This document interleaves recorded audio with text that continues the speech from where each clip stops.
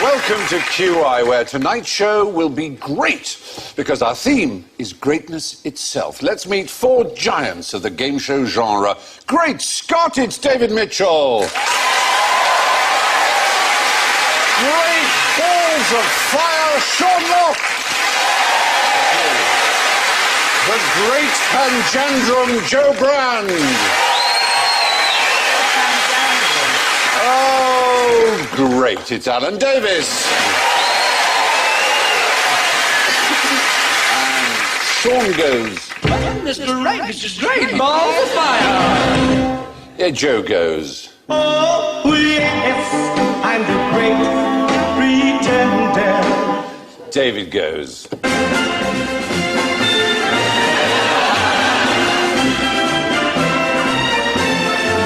Oh, I just want to hear that for the rest of the evening, actually. And Alan goes.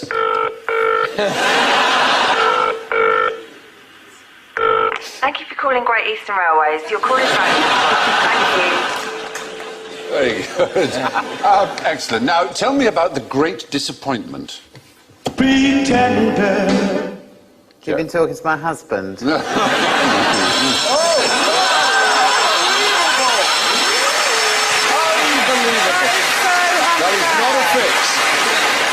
How predictable you are. I am. O'Brien. Yes, the great disappointment. Was it something that afflicted many people? Well, it was a surprisingly large number. When one thinks of expectations, for example, I mean, really delirious excitement about some enormous happening that will take place in the world, or a rebirth. Coming? A second coming is exactly right. And then there wasn't one. Well, amazingly. There's a man called William Miller who discovered, by close scrutiny of the Bible, that Christ would come back in 1844 and scourge the world and clean the sanctuary, in the words of Daniel 8:4. And it wasn't like a minor cult. There were over 1 million Millerites who believed this. They sold their property, they sold their farms, they gave up everything, and they believed that it was all going to happen. And newspapers believed it. All kinds of people believed it.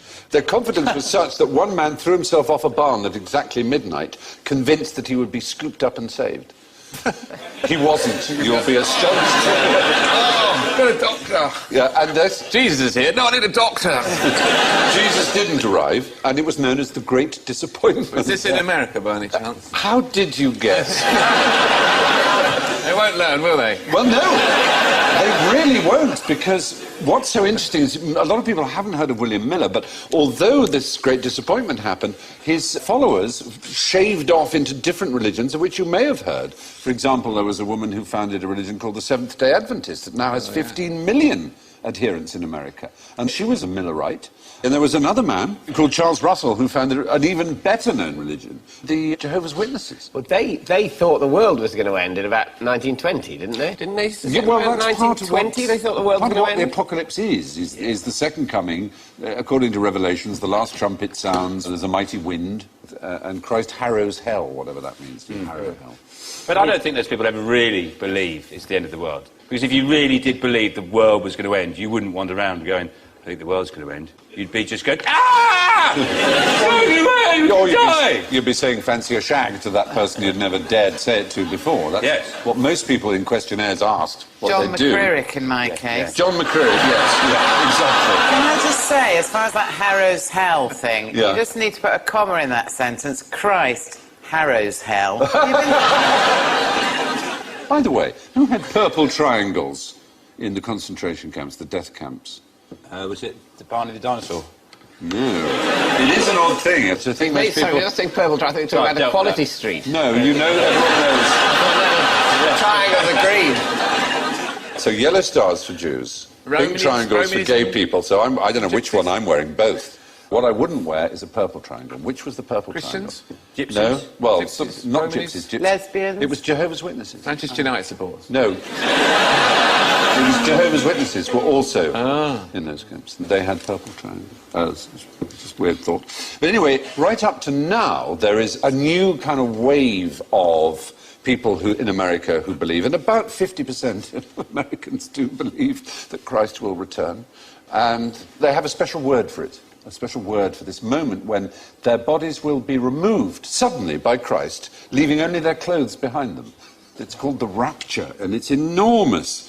In 1988, 4 million copies of Edgar Wisenant's book, 88 Reasons Why the Rapture Could Be in 1988 were sold. The Rapture wasn't in 1988, you may remember. But www.raptureready.com has millions of hits a year, as well as offering you handy letters to leave behind for your non-saved friends and loved ones. It has a particularly good section called Oops, I Guess I Wasn't Ready. This list spells out the perils of the post-Rapture world in which you are marked by the Antichrist and stung by enormous wasps. But on the plus side, the price of clothing goes right down. Yes, there's a handy quiz called Am I Rapture Ready? Is there an advice of what sort of loose-fitting clothes to wear so that would be better so you won't get caught on anything? You wouldn't want to get whipped out of a jock strap really quickly. You want boxer shorts or something like that. Well, you better be careful because apparently it's imminent. Is it? Oh. It is imminent, yeah. The When you Rapture say is imminent. You mean this week, or...? Oddly enough, they're not being that specific. Oh, really? Yeah. We wouldn't want a second great disappointment, would we? No, that would be terrible. I certainly would be disappointed. No. Well, the great disappointment came in 1844 when Jesus confounded all expectations by failing to return in glory. Why are so many great men, though, short? Are they really? David, you've hit the nail on the head. Rem acutetigisti, as they would say in Latin.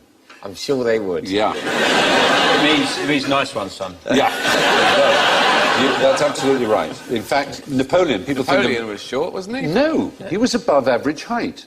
Everyone was short in those days. Wasn't he? Well, he was 5'6", which is taller than He it was is now. 5'7", actually. Average height was about 5'6"-ish. So it's just the British who decided he was short. Put him down a bit. Yes, it was particularly a cartoonist called Gilray. When we were at war with Napoleon, there was a famous one of George III with a little Napoleon based on Gulliver's Travels, like that.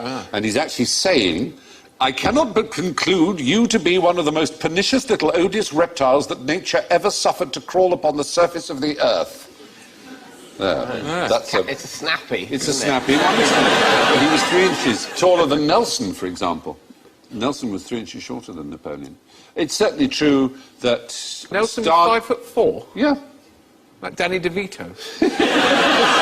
He was very, a short chap. No wonder they put him on such a big So column. is that kind of... Yes, he's tall in Trafalgar Square. Is that short man syndrome a kind of retrospective thing, then, that we've kind of invented more recently and then just gone back and said they're all short? Yeah. Some of them were short, though, there's no question. I mean, Stalin was surprisingly short. He was only 5'5". Mussolini was 5'6". Franco was 5'4". 5'4"? Yeah. They are all short things. Well, no. He hit the 5'8". Idi Amin was 6'4". Yeah, big That's fella. my height. Fidel Castro, 6'1". Mao was 5'9", which is rather tall for a Chinese person. So, But mostly they're not judged on their height, are they? no, they're not. They're not. But all I'm... We'll let that go. Yeah. All I'm saying, there seems to be historically no evidence that short people are more power-hungry, more tyrannical than people of average or tall stature. Because you know how it came about, though, because it's just that one... It's probably the one thing that short people have got to cling on to. One day they might be a dictator. Well, and we've just taken that away from them. All this little hope. All this not being able to reach things from shells, one day will be made up for when I kill millions of people. When I can stand on their bodies. Yeah. Reach the jam. Yeah. Everybody knows somebody short in their life who has been particularly angry and abused his position of authority, and then you decide he's a bit like Hitler. That's the point. You notice when a short man has a tantrum Yeah. and says, oh, short man, Napoleon complex. Tall man has a tantrum, you just leg it. Exactly. I have to say, I'm rather shocked by this. Heightism does exist. Short people are paid less on average than tall people. The disparity is comparable in magnitude to race and gender. A survey of Fortune 500 companies... They should rise up. Yeah. The chief executive officers of Fortune 500 companies, 90% are above average height, which is astounding, really.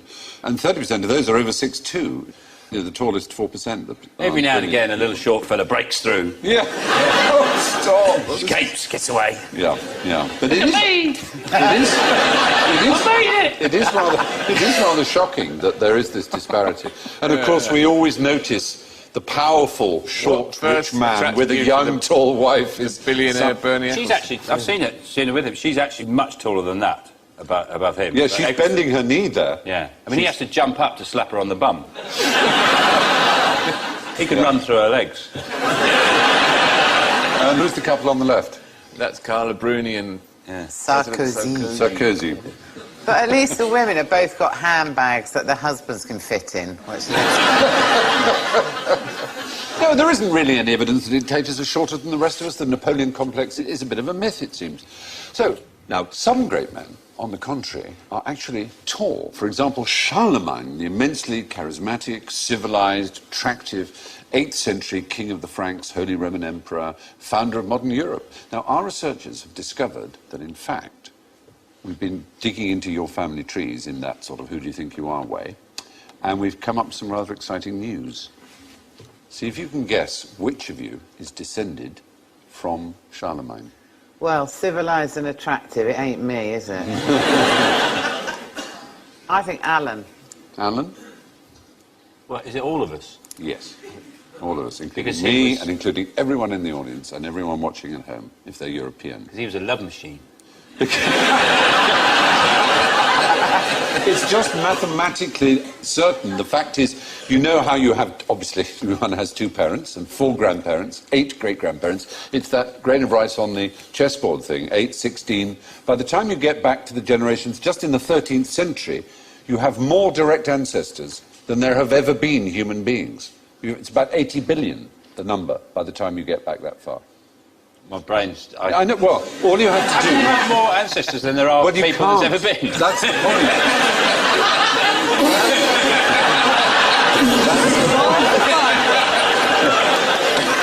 The point is you can't. The point It was bound to happen on this show, wasn't it? Ancestors. Oh, I see, right. The point is they have to be shared. Are your brothers here tonight? Sorry? Are your brothers here tonight? I've only got one brother. Oh, right. And he's not. Oh, I was going to say Phil and Grant. I thought they might be related to you. Well, they will be. Brothers. Wouldn't that be great if they were your brothers? Wouldn't you love it? It'd be a problem with that because they don't exist. I think that would be weird to find out you were related to someone fictional. You start to doubt your own existence. Apparently we all are. Yeah. Charlemagne's not fictional, he's just No, historical. all our ancestors are... All our 80 billion ancestors... Not all of them, obviously. We've got 80 billion ancestors, one of them's got to be Winnie the Pooh.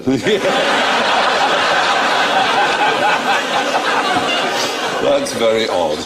Yeah, it was a man called Mark Humphreys who was, in 1995 at Dublin University, was doing it, and he discovered that his wife was King Edward III's great-granddaughter 20 generations down the line.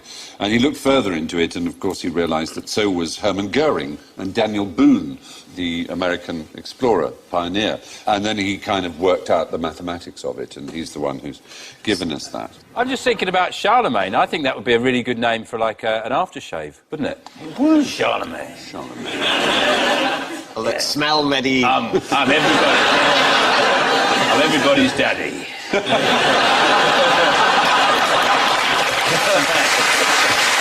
Oh, very true. We're all related to Charlemagne, it seems. Computer models have shown that anyone living in the 8th century who had plenty of children and grandchildren is likely to be related to everyone living in Europe today. So tell me, what good did the Great Fire of London do? Pretender. I'm risking it here, but I don't care. Wiped out the plague. Oh, dear It was taught in school, so you've got every reason to think it, but it's just simply not true. There's no evidence whatsoever. Apart from anything else, the plague was already over. Well, yeah, but it wiped out the conditions in which it could have come back. Not really, because the plague was mostly in the suburbs, not in the city. The city was not the place that was most affected by the plague, but it was the place that was destroyed by the fire. By the time September 1666 happened, which was the fire, there were very few deaths. It had gone down to... It had almost ended. No one quite knows why it ended, but it certainly wasn't the fire.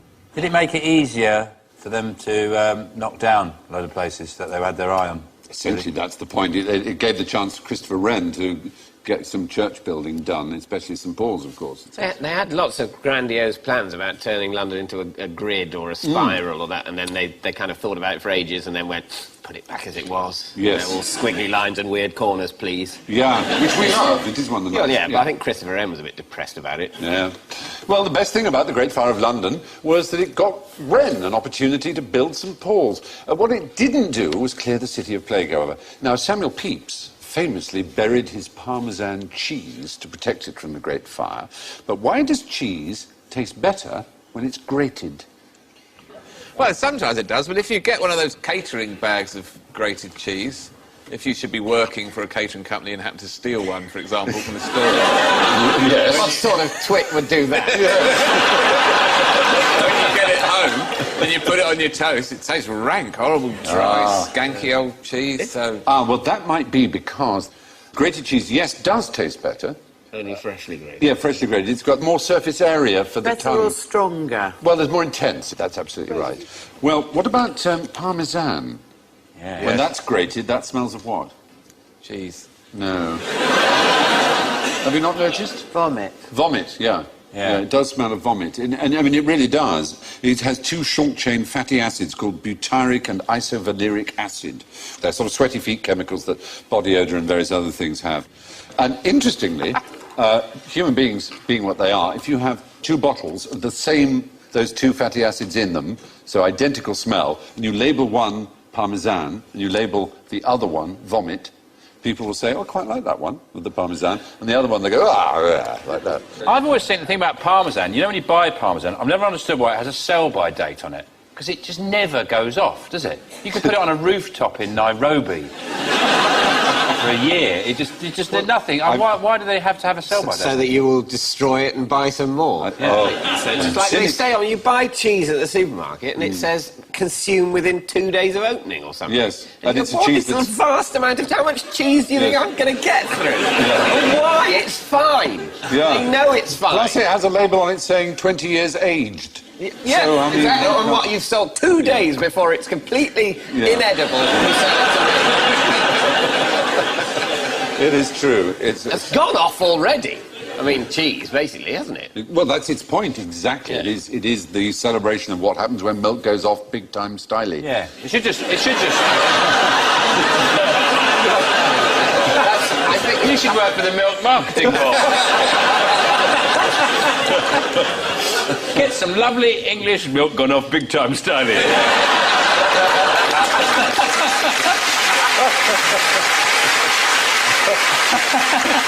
I'll have a milk gone off from big-time styling and tomato sandwich. That's a brilliant description. That's the best description of cheese I've ever heard. I was just thinking, though, David, rather than having a sell-by date on cheese, they should have the date that cheese becomes poisonous. And then you know when to stop eating it. Do they know that date when cheese becomes poisonous? It's a traffic light Is system. it a global thing, 2 days before the Rapture? When cheese becomes poisonous. Or maybe it's the day they've worked out everyone in the world is related to Peter Andre. And they go, that's when it becomes poisonous. At which point people will happily eat it and die. Yeah. But also, aren't those sell-by dates are just overcautious, aren't they? You could probably leave it. Yeah, they're just for covering ages, themselves in case you get ill. Get it out the bin a couple of weeks later. Fine. Put it down your pants, go in the sauna. Sean, take it out. Sean, you obviously reshape it again. Sean, you're not alone. There are people here. You're saying it out loud, you're not thinking it. Grated cheese grated cheese tastes stronger because a greater surface area of the cheese makes contact with your tongue. Now, just how great were the great train robbers? Well, they're not that great because they got caught. Well, yeah. I mean, they got so caught. They got caught almost immediately. Yeah. And they got caught in very stupid ways. Do you know how they were caught, really? When they left the... well, in the film, anyway. That's all I know about it. In the film, when they left, there was a sort of... what's it called? Air traffic control tower. They left... Didn't they leave that in the film? Oh, I mixed it up with Herbie Rides Again. Yeah. I think you made it. No, that this was a train robbery, not a plane robbery. Honestly, for a minute, I did think I knew what it was.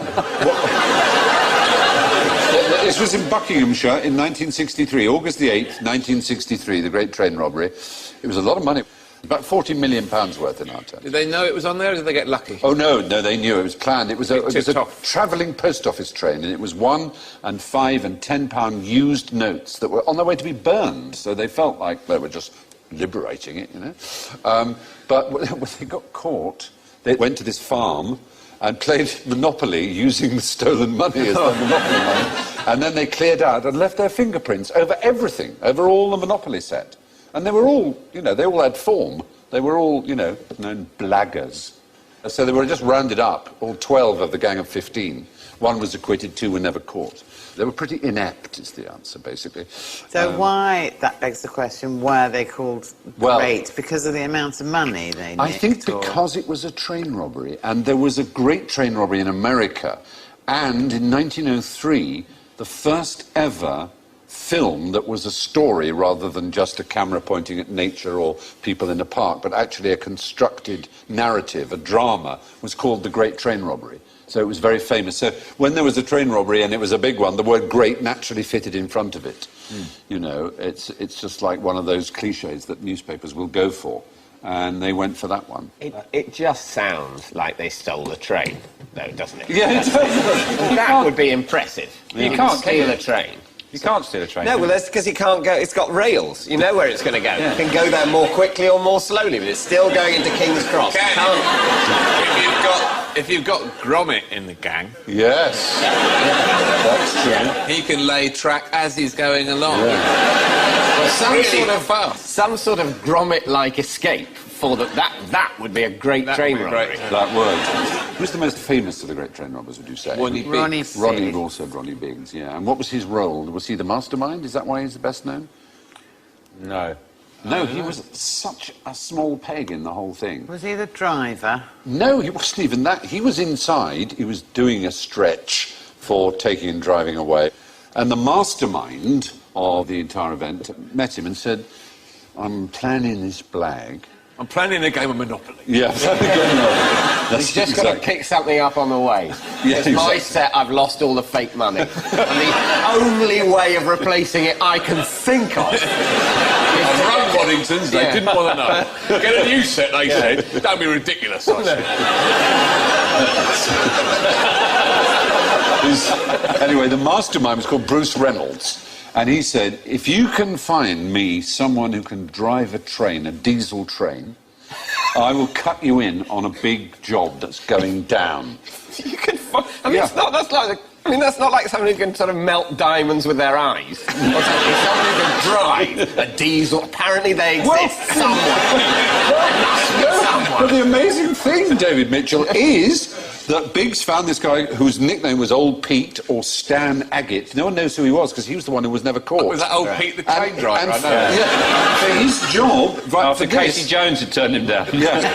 For this, for being found, Ronnie Biggs got a share worth 147,000, which in today's money is 1.6 million. And all he had to do, Ronnie Biggs, was get this guy, Old Pete, to the scene. But this Old Pete got to the train and said, oh, I don't know how to drive that. Ronnie Biggs still got his share, but Old Pete was useless. He couldn't drive the train. He'd been lying all the time.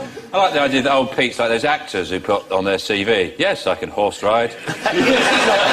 Oh, yes, I can drive a train. I speak Mandarin too. Straight through China, no problem at all. That's how he found him. He went through Spotlight. And the other, apparently, he was very well reviewed in Much Ado About Nothing last year. And he's trained in modern dance. Yeah. That could come in handy.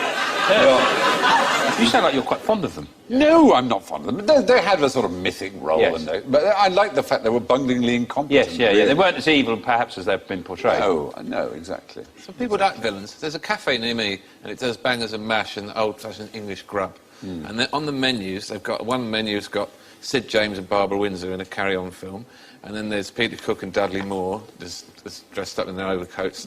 And then on the third one is the Cray twins. Blimey.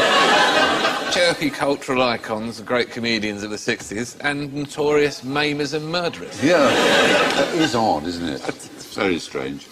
Well, the great train robbers weren't particularly great. Most of them were caught because they left fingerprints on the Monopoly set at the safe house.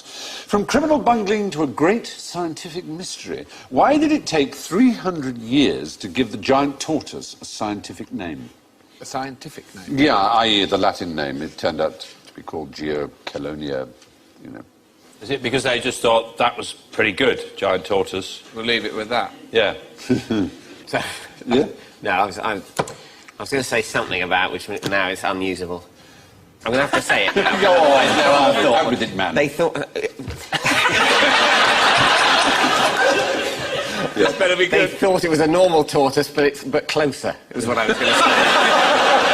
You see what I mean? But I couldn't get that concept. It's like, would it be actually further away? And then a normal one further away would be actually a minute one. Would they mistake a quite far away normal one for a miniaturised one that's a bit ordinary? The thing that you're saying is that the tortoise is too big. They go a bit further away. If they say, I like it. Oh, go that way. yeah. If there was like a tortoise over there that was giant, Yeah. but I for some reason thought it was just there, then I wouldn't think it was giant. I'd think it was just, oh, there's just one there. If it was just a normal tortoise there, nothing about that. Oh my God, it's over there and it's back. It would have to be on a huge beach with no other points of reference. Well, yes, exactly. Yeah, You know. yeah. Are they... That's not the reason. Are they, are they particularly litigious?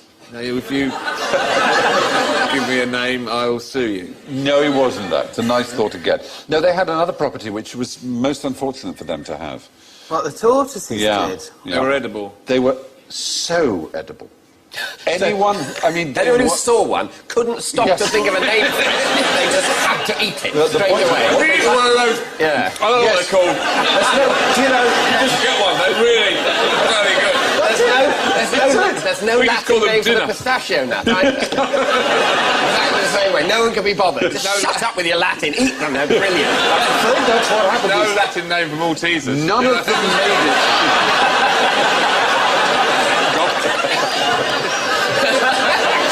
It's kind of true. None of them made it to London. None of them made it to Europe. Now this time, we're going to take it and we'll They take had- London Chuck done it, here. leave it. No, I'm taking it back. People getting up with it. Ferry coming into Dover, there's a bloke going... leaving the door where the tortoise is there. Take 9 of them, we'll eat 8. And then everyone's looking at it and going, come on. And then the seas become... The days are there, the seas become, there's one tortoise left. Yeah. At the end. Can you Come on, imagine? sir. Come on, we'll go back. Let's just go back and get some more. Imagine the moment after they've eaten that last quarter. They're sitting there thinking, we are twats. I'm too full. Even Darwin, on Darwin's last There were He dozens collected of every species in the world and Yeah. ate that one. They had them all. They did. I've done all those, done all the butterflies, done all the beetles. I'm eating that. The only descriptions of them are comparing them to chicken, beef, mutton and butter and saying they're how much better they are than all of those things. No one who'd ever eaten tortoise had ever eaten anything better. Why are They they not said- and the farmed? liver and the bone marrow, every part of it was unbelievably Whereabouts delicious. are they from? Well, from the tropics Are mostly. there flights over there? They are now protected. All 12 They're species. that delicious, they can't be. Well done. I just say, yeah, we protected them, they're all in there, no need to look. Yeah, really. they're fine. There's a border around them, like North Korea. Yeah. There's a big pile of shells, like those piles of tyres you see in the scrapyard. But there were some that survived, however, and let me tell you about a very extraordinary That one. bloke there, he's just befriending that one. Yeah, come over here, my pretty. I'm trying to think of a name for you. But they are amazing animals, apart from how delicious they are. Adwaita died in 2006, and he was Clive of India's pet. There he is. Oh, they're 200 years old or something. 255. He was born before Mozart, before the French Revolution, and his death was announced on CNN. I mean, that's a heck of a life, And you can list his achievements on the back of a stamp. Well, why would he need to Well, his achieve principal that? achievement is it wasn't He lived 255 years. People think probably the oldest living creature because they don't live so long out of captivity like most animals, and he was, well cared for. But that is a pretty astonishing It is lifespan. quite. So it lived 255 years and is massive. I mean, I've achieved 50% of that. That's great. There are 12 species of them, all of them endangered. Well, They one. all taste nice. Well, I don't know, but it's very sad that they so many were other species were, basically wiped out just because they were so lovely. Not only that, they were also used as water stores. It sounds a weird thing, but they have a special kind of internal bladder that stores water so perfectly that it's drinkable. When you slit them open to cook them, you also get, like a gallon of fresh water.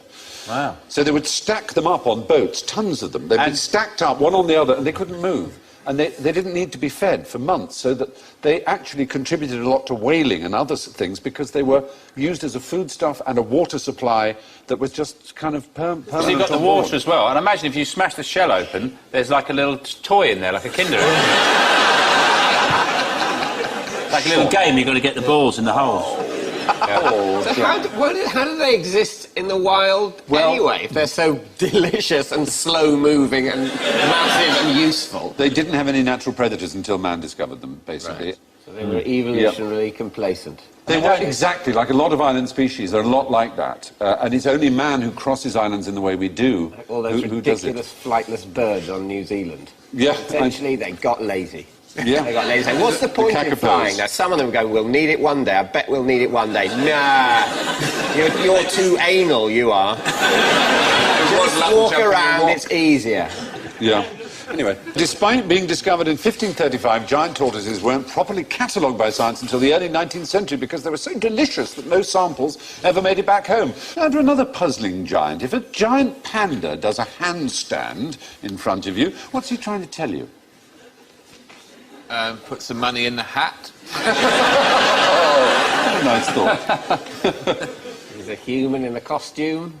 Pandas... Go away, come nearer, be afraid of me, leave me alone. Yes, it's that kind of thing. They have to eat 12 hours a day, so they haven't got much time for rutting and fighting. So the best they can do is they can urinate and mark out their territory. And the handstand is one of their most popular methods of urination. Would you like to see a panda? I would definitely. Doing a handstand and urinating. I'd quite like to see Very a much. bloke doing it, Yeah. actually. There he goes. Oh. He's rather missed the tree, unfortunately. It's not a very accurate thing. No, he's supposed to hit the tree, but he's good, this missing. is going to run and run. Excellent. Yeah, it's on a loop. For a creature that is incredibly busy eating, Yeah. there are more efficient ways of pissing than that. Yeah, I suppose. You know, The point is, you see, the higher you piss, the more dominant you are. So the other male comes along, and if he sniffs the wee quite low down on the tree, he thinks, it's a wuss. But if it's very, very high, he goes, whoa, I'm not going anywhere near that. That's a wuss. I'm afraid it won't apparently. because he missed the tree, I'm afraid, this one. Well, he's trying to piss on the cameraman. He's doing what Yeah. Get off my land. Yeah. It's not really a proper handstand, though, is it? Well, no, he's leaning against the tree. I think that's cheating. I was expecting a proper Oh, performing I'm so panda. sorry. Well, they are, as you probably know, an endangered species. Are they delicious? Dear, let's hope not. Only the ears. Oh, no, please, little pandy. The odd thing is, it's a fairly recent discovery, San Diego Zoo, is that they don't need Viagra, they don't need this whole idea of, gosh, how do you get two pandas in captivity to breed? It's discovered if they swap cages and smell each other's secretions and wee, they're up for it. So they really don't breed any more reluctantly than any other type of bear. They're actually perfectly good. So maybe there's hope for what was future. all that fuss about? Well, for All years those we years? didn't know how to get them to do it in public, in zoos and things like that. We weren't providing them with the territorial. So that's why these discoveries are very important. That these things that look quite comic, like the peeing or whatever, are actually vital to the survival of their species. They look fake, don't they? I Yeah, they really do. Of all the animals, Yeah, they so look do. fake. Yeah. He Yeah. looks like a bloke in a bear suit. Don't give it away. My name's Jeff. It would take me quite a few years before I was prepared to have sex in a zoo. Yeah. Exactly. Remember, this is a world in which it's not creatures of your species who'd be watching. So you're in a cage, invited to have sex. It's only pandas watching. People, would you feel embarrassed in front of the pandas? I don't like to take my pants off in front of a cat. I'm sure you don't like to take your pants off. Do you actually mind? I do. He goes out of the door, then the pants come off. Yeah, me. I usually put a tea towel over the goldfish. Right. Good. Nice to know. Thanks. If a panda does a handstand in front of you, he's telling you you're on his land. They do this to get their scent markings as high up a tree as possible. And with that, it's time for the great test of general ignorance, so fingers on buzzers, if you please. Now, how did Catherine the Great die? Oh, it's quite famous how she died. Unfortunately, I don't know. She would? She didn't have sex with a horse. Correct. She... Died on a commode. Oh, no, that was Elvis. Oh, dear. Go. You're on fine form. Well, commode, Lou. There are those, of course. Elvis Presley was said to have died that way. George II died at stool. But at stool is how they described it, rather splendidly, straining away. But no, Catherine, she did have a stroke on the loo, on the commode, but she died in bed. Is that a euphemism? Many Yes. ways. She did have I'm having a horses. stroke on the commode. Well, we'll leave you there, love, for a minute. She did have sex with horses, though. No, she didn't. No. That sort of- horse's head is too small. Yeah, they did paint them like that, didn't they? really It's a odd. very odd 18th century thing, painting horses with small heads. She never had sex No, that's with what one horse. Not, no, it Donkey? was sort of made up, nor a donkey. She did it with lots of courtiers. She was a very sexy Not quite the actress. same, though, is it? No, it's not, no. But the point, her son Paul, who hated her, became Paul I, the Tsar. He spread that rumour, He did spread he? the rumour, as did, and the French were also responsible for spreading it. They had... My mum, right? That's What why she's done, right? My mum, never believe it. She's having sex with a horse. That's why I'm so good at show jumping. Anyway, despite all the salacious gossip, Catherine died in bed where she was being cared for following a stroke. In cold weather, where does most of your heat escape from? Oh, Your head. What? Your head. Oh, really?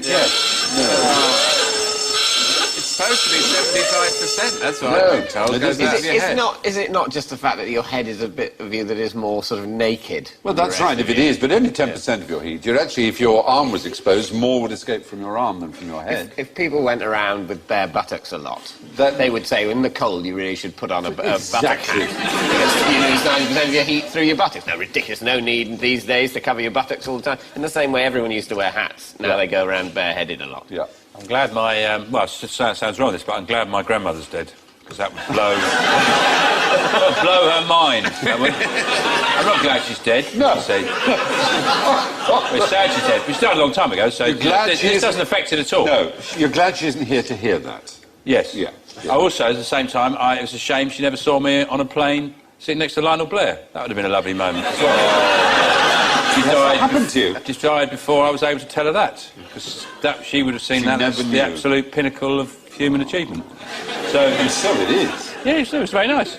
There's nothing special about your head and heat loss. On a cold day, you would lose more heat through an exposed leg or arm than a bare head. What was the lingua franca of ancient Rome? Great balls of fire! Dutch. I knew that's not going to come up. Yeah, very good, See, yeah. that's where you've got to think, Joe.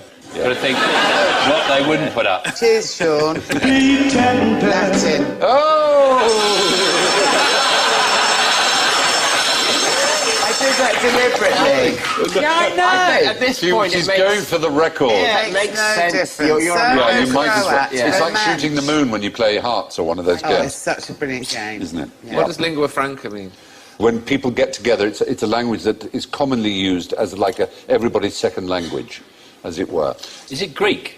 Yes, it is Greek. It's the right answer. Greek is the language that people would use in Rome if they weren't Latin speakers. Finally, how many men have been president of the United States? Oh, it's 46 or something. Well, shall we ask the great man himself? Shall we ask the current president? Is he here? Is he here tonight? quite Ladies excited. and gentlemen, What a waste of a guest. I'm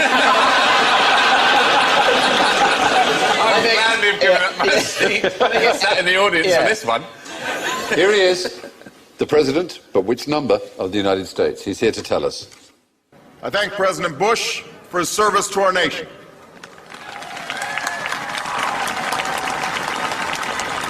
As well as the generosity and cooperation he has shown throughout this transition. 44 Americans have now taken the presidential oath.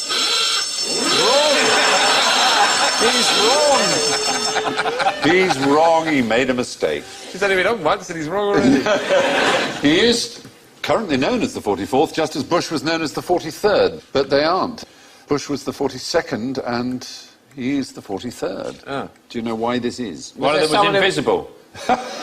Was there someone who was president for a bit and then stopped being president? Someone else was president and came back? There was Okay. one non-consecutive president, Right. who was the 22nd and the 24th. Why did they count him as two? That doesn't make any sense. Yet they count Clinton as one. Yeah, because his terms are Consecutive consecutive. This one was the 22nd, then Benjamin Harrison was president, and then he was the 24th. This was Grover Cleveland. I think if I was doing that, if I was setting that system up, I would have gone for the number of different men. Right? Yes. I would say, that you get a new number if you're a different man. Yes, exactly. Not if there was a gap. No, I know, but there's only ever been one gap, and for some reason they didn't do that. So when he took his second oath, he was called the 24th president, although he was the same man who'd been the 22nd. So he was actually Stalin.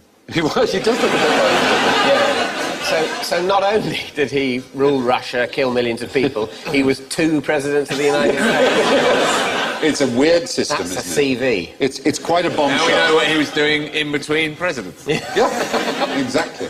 Barack Obama is, in fact, the 43rd person to become President of the United States because Grover Cleveland held the position twice with a 4-year break in between, making him the 22nd and the 24th President of the United States. It's a great shame, but that is the end of the show, and time to look at the scores. Well, my word, my word, my word, my word. In first place, with 4 points, it's David Mitchell.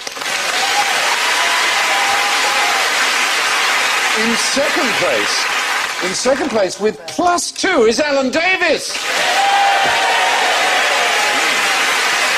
In third place with -6, Sean Locke. Thank you very much. But in fourth place with -10, it's Barack Obama. Barack, where are you? -10, which means tonight in fifth place with a very impressive -46, Joe Brand.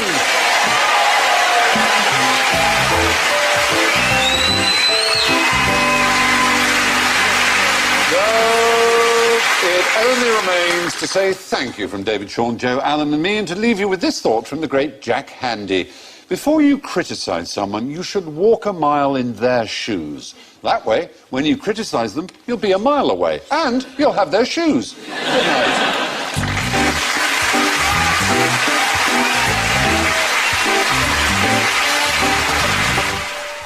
Can Claire escape her destiny? College life brings temptation and hazards next. Heroes continues here on BBC Two.